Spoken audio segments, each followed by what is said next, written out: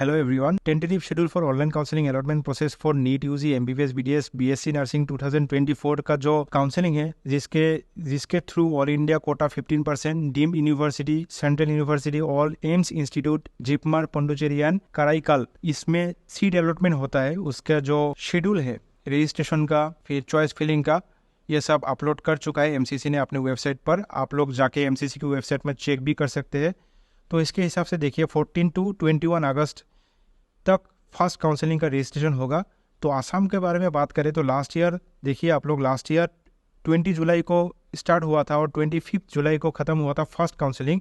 तो आसाम का जो ऑनलाइन रजिस्ट्रेशन स्टार्ट हुआ था 25 जुलाई से 29 जुलाई तक था। लास्ट ईयर के हिसाब से अगर आप लोग देखिए 25 जुलाई को फर्स्ट काउंसलिंग खत्म हुआ था ऑल इंडिया का, और स्टेट का आसाम का ऑनलाइन रजिस्ट्रेशन 25 जुलाई को स्टार्ट हो गया था। तो उस हिसाब से अगर आप लोग देखिएगा तो इस साल भी आप लोग ये मान सकते हो कि 21 अगस्त के बाद में या फिर 21 अगस्त को ही आप लोगों को ऑनलाइन रजिस्ट्रेशन देखने को मिल सकता है आसाम के स्टेट कोटा की काउंसलिंग के लिए। तो अभी हम लोग थोड़ा सा देख लेते हैं कि ऑल इंडिया का काउंसलिंग का जो शेड्यूल है, टेंटेटिव शेड्यूल, उसमें क्या क्या है। तो पहले तो seat matrix verification NMC verify करेगा 14 to 16 अगस्त तक। फिर देखिए रजिस्ट्रेशन और पेमेंट 14 to 21 अगस्त तक registration payment. Choice filling and choice locking 16 to 20 अगस्त। 20 अगस्त के 4 बजे तक आप लोग चॉइस लॉक कर सकते हो। उसके बाद खुद ब खुद लॉक हो जाता है अगर आप लोग पहले लॉक नहीं किए हो तो। प्रोसेसिंग ऑफ सीट अलॉटमेंट 21 अगस्त टू 22 अगस्त। रिजल्ट देगा 23 अगस्त। रिपोर्टिंग और ज्वाइनिंग 24 अगस्त टू 29 अगस्त। ज्वाइनिंग करना होगा 30 to 31 अगस्त। कभी कभी ऐसा क्या हो जाता है कि ऐसे रजिस्ट्रेशन में कोई किसी का डॉक्यूमेंट्स वेरीफाई नहीं होता है या फिर कोई गलत डॉक्यूमेंट दे देता है तो उसका डॉक्यूमेंट रिजेक्ट हो जाता है। तो कभी कभी ये जो डेट है ना, ये डेट थोड़ा सा एक्सटेंड कर देता है। तो ये टेंटेटिव है, तो ऐसा नहीं है कि 14 को स्टार्ट होगा और 21 को ख़त्म हो जाएगा, ऐसा नहीं है। 21 से ये 25 भी हो सकता है, ये जाके 1 अगस्त से 1 सितंबर भी हो सकता है।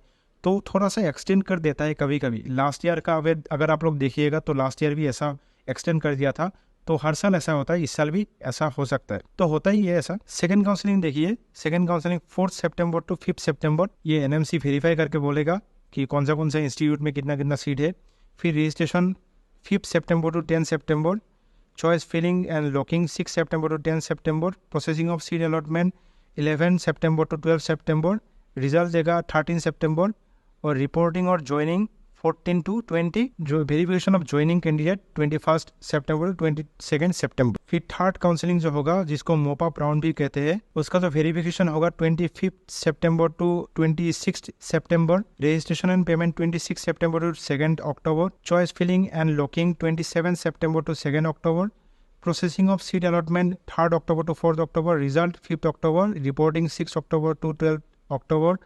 वेरिफिकेशन ऑफ ज्वाइन कैंडिडेट 13 अक्टूबर टू 15 अक्टूबर। फिर आएगा आपका लास्ट, यह है स्ट्रे राउंड। स्ट्रे राउंड में फ्रेश रजिस्ट्रेशन होता है। आप लोगों को लास्ट ईयर को भी पता है, स्ट्रे राउंड में जिस स्टूडेंट को सीट अलॉटमेंट हो चुका है फर्स्ट राउंड, सेकेंड राउंड या फिर मॉप अप राउंड में, वो स्ट्रे राउंड में पार्टिसिपेट नहीं कर सकता है। फिर 16 अक्टूबर एक ही दिन इधर वेरीफाई होगा सीट। फिर उसके बाद registration payment 16 to 20। Choice filling and locking 17 अक्टूबर टू 20 अक्टूबर। प्रोसेसिंग ऑफ सीट अलॉटमेंट 21 अक्टूबर टू 22 अक्टूबर। रिजल्ट 23 अक्टूबर। रिपोर्टिंग 24 अक्टूबर टू 30 अक्टूबर। तो इसमें कुछ ऐसे डाटा नहीं दिया है। तो कभी कभी ऐसा होता है कि सीट ऐसे भी ब्लैंक हो जाता है। उसके बाद फिर से स्पेशल स्ट्रे राउंड करना पड़ता है, क्योंकि स्टेट का और ऑल इंडिया का लास्ट ईयर स्टेट का और ऑल इंडिया का ऐसा मतलब सिंक्रोनाइज नहीं हुआ था। बहुत सारे स्टेट में, बिहार में या फिर यूपी में ऐसा हुआ था। तो इसके लिए फिर से स्पेशल स्ट्रे राउंड करना पड़ा। तो इस साल ऐसा ना हो, इसीलिए ये लोग थोड़ा सा देखेंगे। लास्ट ईयर भी 8 राउंड हुआ करता था, तो इस साल ओनली 4 राउंड होगा। तो आप लोग अपने चॉइस फिलिंग में अच्छे से ध्यान देना, जिन लोगों को ऑल इंडिया के थ्रू काउंसलिंग करना है। और रही बात क्लास कब से स्टार्ट हो सकता है, देखिए 1 सितंबर से लेके 15 सितंबर के बीच में आपको क्लासेस की शेड्यूल देखने को मिल सकता है। फिर देखिए आप लोग 21 सितंबर 22 सितंबर, ये तो सेकंड राउंड का है, लेकिन फर्स्ट राउंड आपका अगस्त में ही ख़त्म हो जाएगा। तो जनरली फर्स्ट राउंड हो जाने के बाद ही क्लासेस की शेड्यूल अपलोड हो जाता है और बहुत ही जल्दी क्लासेस स्टार्ट हो जाता है। ऑल इंडिया का फर्स्ट काउंसलिंग एंड स्टेट का फर्स्ट काउंसलिंग होने के बाद ही ये क्लासेस स्टार्ट हो जाता है, तो उस हिसाब से क्लासेस का शेड्यूल भी अपलोड हो जाएगा। तो जो लोग काउंसलिंग करने वाले हो तो आप लोग अपना डॉक्यूमेंट्स रेडी करके रखिए। तो सबको ऑल द बेस्ट।